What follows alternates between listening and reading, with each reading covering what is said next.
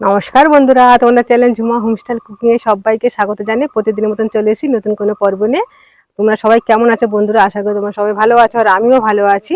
আজকে আমি তোমার সঙ্গে কি দেখাবো, আজকে আমি পাউরুটি নিয়ে এসেছি। পাউরুটির মিষ্টি বানাবো, দোকানের মতন হুবহু লাল মিষ্টি বানাবো। তা কোথাও না গিয়ে তোমরা এই ভিডিওটা দেখতে থাকো, আশা করি তোমরা সবার ভালো লাগবে। চলো এই পাউরুটির মিষ্টি রেসিপিটা তৈরি করার জন্য সবার প্রথম আমার রান্নাঘরে চলে যাওয়া যায়।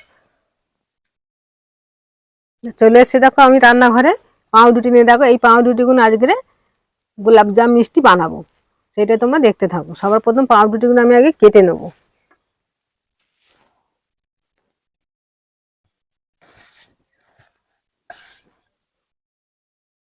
এই পাউরুটির এই যে লাল অংশগুলো আছে, এই অংশগুলো আমি কেটে বাদ দেবো।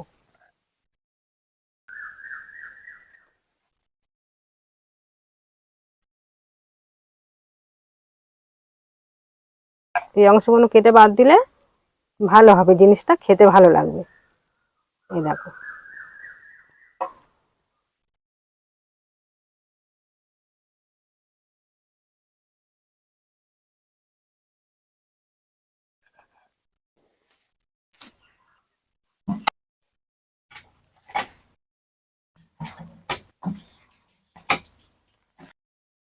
দেখো রুটিগুলো আমার সব কাটা হয়ে গেছে। সেই লাল অংশগুলো ছিল, সেই অংশগুলো কেটে বাদ দিয়েছে। এই রুটিটা একটা ডো তৈরি করে নেবো একটা।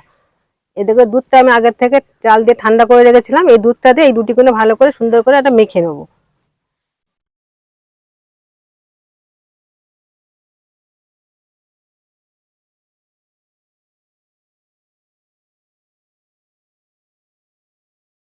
অল্প জল দিয়ে মাখতে, অল্প দুধটাতে প্রথম মাখতে হবে।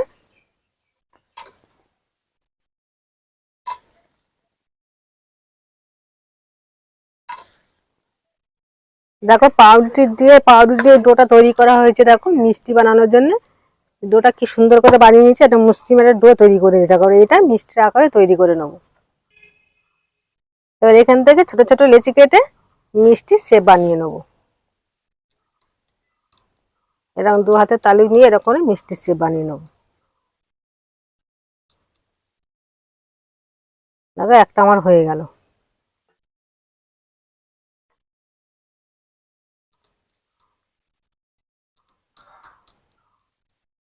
ওই জন্য আমি গোল আকারে তৈরি করলাম। ছোট ছোট করবো না, একটু বড়।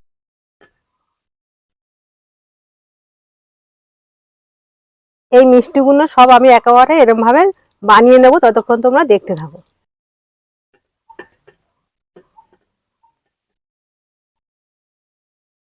মিষ্টিগুলো তো আমার ভালো করে শেপ দেওয়া হয়ে গেছে। দেখো কতটা সুন্দরভাবে শেপ দিয়ে নিয়েছি। এবার মিষ্টির শিরা করার জন্য নুনটা দিলে কড়া বসিয়ে দিচ্ছি, এটা শিরা বানিয়ে নেবো। এখানে আমি চিনি নিয়েছি এক বাটি, এক বাটিরও কম আছে। এখানে ওজন আছে 200 গ্রাম। চিনিটা দিয়ে দেবো।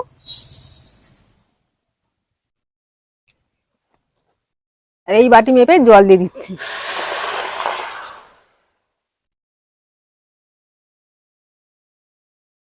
এখানে আমি 2 বাটি জল দিয়ে দিলাম। 5টা 6টা এলাচ ফাটিয়ে রেখেছিলাম, সেটাও দিয়ে দিলাম। দিয়ে ভালো করে একটু জাল দিয়ে নেবো।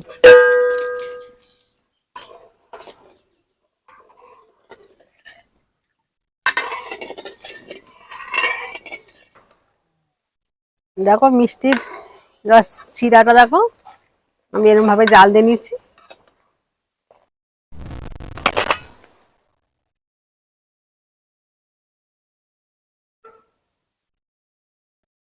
এবারে কড়াই তেল দিয়ে আমি মিষ্টিগুলো সব একে ভেজে নেবো। এবারে দেখো আমি কড়াই তেল দিয়ে দিই, সাদা তেল দিয়ে দিচ্ছি আমি এখানে।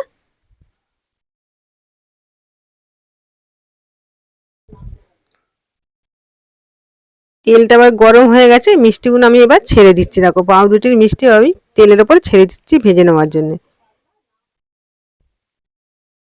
আমি সব মিষ্টিগুলো একসঙ্গে দিয়েই ভেজে নেব। মিষ্টিগুলো ভাজার সময় তেলটাকে পুরো হাই হিটে গরম করে নিতে হবে। দেখো আকাশে খুব মেঘ করেছে, কিন্তু বৃষ্টি হচ্ছিল বাইরে। দেখো মিষ্টিগুলো আমার সুন্দরভাবে লাল করে ভেজে তুলে নিচ্ছে এটা ঝাঁঝরি দিয়ে। কতটা সুন্দরভাবে ভেজে, দেখো লাল একটা কালার চলে এসেছে। দেখো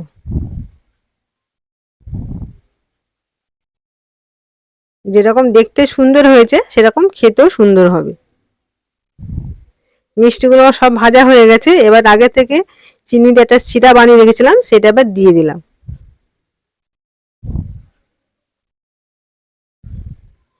একটু চামচ দিয়ে ভালো করে নেড়ে চেড়ে রসের উপর ভালো করে মিশিয়ে দেবো। একটু চাপা দিয়ে রেখে 10 থেকে 15 মিনিট একটু চাপা দিয়ে রেখে দেবো।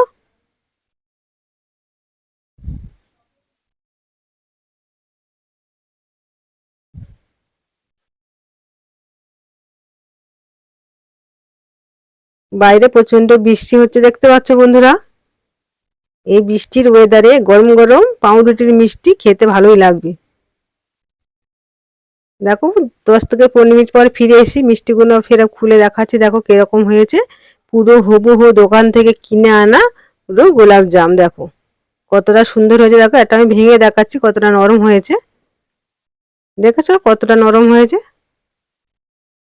দেখো দেখতেও সেরকম সুন্দর, খেতেও সুন্দর, একটা গন্ধও বার হয়েছে ভালো। এই পাউরুটির রেসিপিটা তোমাদের কেমন লাগলো একটা ছোট্ট কমেন্ট করে জানিয়ে দিও। তার সঙ্গে একটা লাইক করে চ্যানেলটা সাবস্ক্রাইব করে পাশে থাকার অনুরোধ করলাম। আবার কোনো নতুন রেসিপি নিয়ে আসবো, ততক্ষণ তোমরা সুস্থ থাকো, ভালো থাকো, সাবধানে থাকো এই বলে ভিডিওটাকে শেষ করলাম।